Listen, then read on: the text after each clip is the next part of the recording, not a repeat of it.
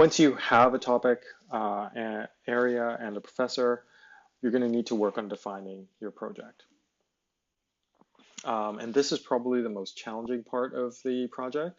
And it's something that's done in consultation with your supervisor. But we usually start with a larger picture, define it in terms of the big picture, and then drill down to the specifics later. You have an area, you're consistently narrowing that area to get to a topic and a thesis project that is doable. Now, the projects that we've seen in the past can run the gamut, right? It can be a very well-defined, help us analyze this data approach. You're being slotted into a research lab with a very specific goal and part of the task. So you're given a very defined task. From that, we can go to a very open-ended, just try to build and analyze this device project, right? It can be a very general project as well. So there's a huge range in the types of definition of a project. And so you can kind of sort that out yourself in terms of what you're interested in working in. One thing that you do really need to do, however, is to be realistic. Don't try to do too much. Your supervisor is going to be the person who hopefully will act as a guide to keep your expectations reasonable, okay? Ensuring that you do something well rather than a whole bunch of things poorly, okay? Realize that you have 4 other courses and limited amounts of time. And we think about thesis as another course. So we think about it as, maybe 10 to 12 hours a week for thesis. In addition to your other 4 courses. And realize that that's not going to come every single week steadily.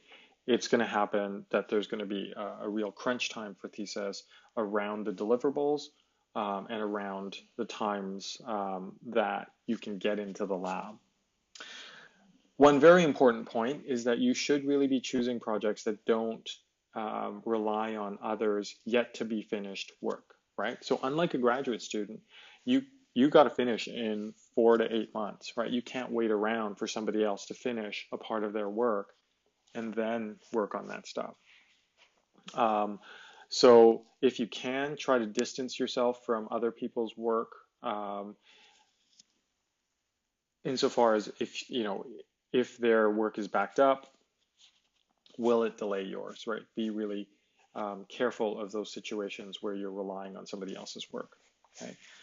Finally, know that your project is going to change significantly throughout the thesis process. You may start with a specific goal in mind and realize very quickly that you can't achieve that goal, and that's okay, right? It's not something that the proposal won't be something that we're going to hold you to. And it's in negotiation with your supervisor that you find out what's appropriate and what's acceptable. Students have said about this part of the thesis is that it's really essential.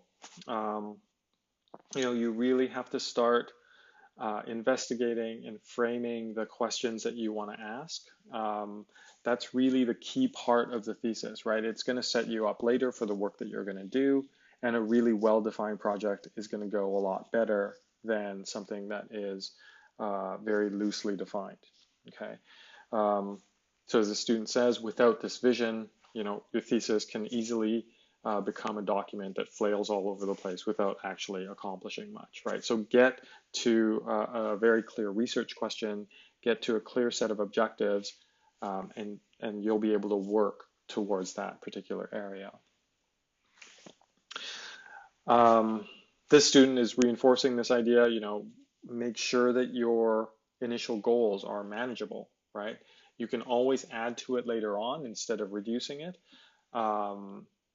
And, being very specific in what your goals are and making sure that they're realistic at the outset is going to help you both in terms of your sense of accomplishment and also being able to satisfy the expectations of the supervisor, right? So that defining what the project goals are at the outset is a really key task.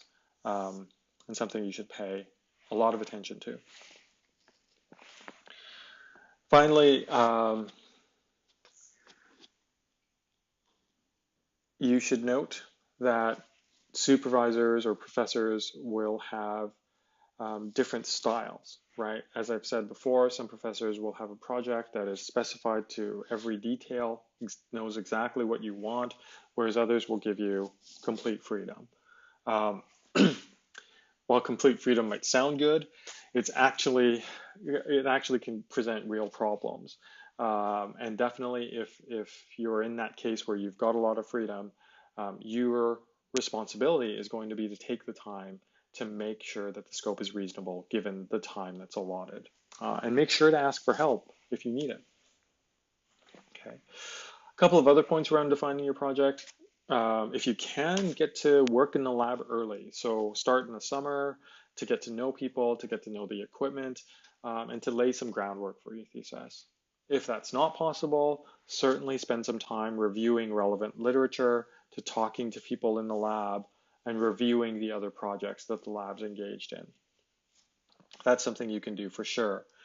Um, and make sure that you take care of the administrative details and work on narrowing your scope in August and September so that you're really ready to step out of the gate as soon as term starts.